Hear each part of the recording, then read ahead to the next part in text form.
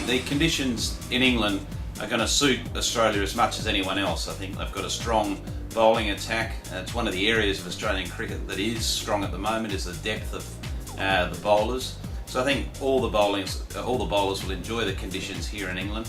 I think also it's interesting they've made a couple of selection that I agree with, and they've got a bit of experience in not only Michael Clarke, the captain batsman, but they've got a couple of older heads, as in George Bailey, who's captain Australia in T20 cricket, has also shown some very good form recently in ODI cricket, and Adam Voges, another experienced campaigner that played a lot of cricket here in England for Nottingham, so he's very familiar with the conditions here.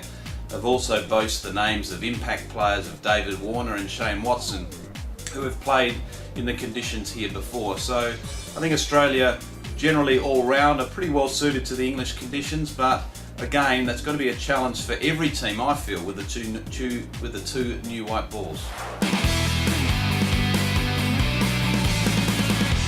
If you're looking at the Australian balance, I think it all again revolves around one key player, and that is in Shane Watson. If he's bowling, which he recently did bowl in the IPL and bowled well, he's such an important figure in the lineup because it allows Australia to play 5 specialist bowlers, which I think is going to be important in the English conditions, because with the 2 new white balls you want as many quality bowlers bowling and taking advantage of those conditions.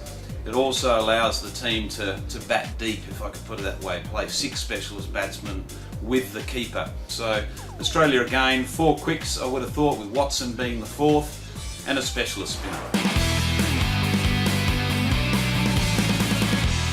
I think Australia are very fortunate to have a captain in Michael Clarke. He tactically is what I would say a proactive captain, so he tries to create situations, set up situations, against being proactive, and that's reacting against things that may not be going in his flow. So Australia have got a captain that's got a lot of experience, is in some sort of form, and Michael Clarke's form over the past 2 years with the bat has been second to none. I think Australia's strengths clearly is at the top of the order. The likes of Watson and Warner have the ability to take any attack on, and they've done it before, and there's no reason why they can't do it again. So I think their impact in the top order, the first 10 overs, the power play overs, can be quite damaging. I think the other thing is their pace attack and the depth of their pace attack, so they should be able to exploit early wickets against their opponent with having quality pace bowlers. So Australia, I think, is positioned, as well as most teams, in having a successful campaign.